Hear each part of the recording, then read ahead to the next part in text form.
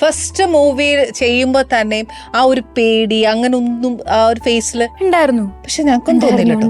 ഇപ്പത്തെ ദീർഘശ്വാസം ഇപ്പം വരുന്നുണ്ട്. പച്ചക്ക് ചീത്ത കേട്ടിട്ടുണ്ട്. എന്ന് പറഞ്ഞു കഴിഞ്ഞാൽ കനകം കാമിനി കലഹം എന്ന് പറഞ്ഞിട്ട് നിവിൻ ചേട്ടന്റെയും രതീഷ് ബാലകൃഷ്ണ പൊതുവാൾ രതീഷ് ചേട്ടന്റെയും കൂടെ വർക്ക് ചെയ്യുന്ന സമയത്ത് ഒരു നീണ്ട ഡയലോഗുണ്ട്.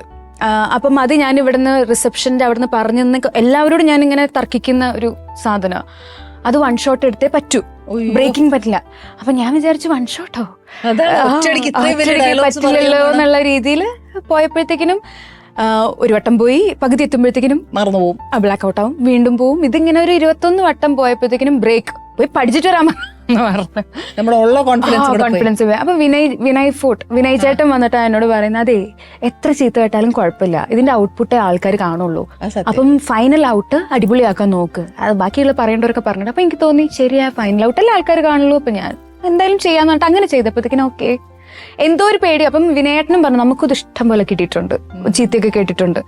അപ്പം ഇത് എനിക്ക് മാത്രമല്ല, അപ്പൊ നിവിൻ ചേട്ടനും വന്ന് പറഞ്ഞു എനിക്കും കേട്ടിട്ടുണ്ട്, ഗ്രേസും പറഞ്ഞു എല്ലാവർക്കും കേട്ടിട്ടുണ്ട് എന്ന് പറഞ്ഞു. എല്ലാവർക്കും കേട്ടിട്ടുണ്ടല്ലോ, എല്ലാവരും അവിടെ നിന്നാണല്ലോ വന്നേ. ആ ഒരു ഐഡിയ കയറിയപ്പോഴത്തേക്കിനും പിന്നെ ചീത്ത ആയിട്ടാലും കുഴപ്പമില്ല എന്നുള്ളൊരു സാധനം ചെയ്യാം എന്നുള്ളതായി അല്ലേ.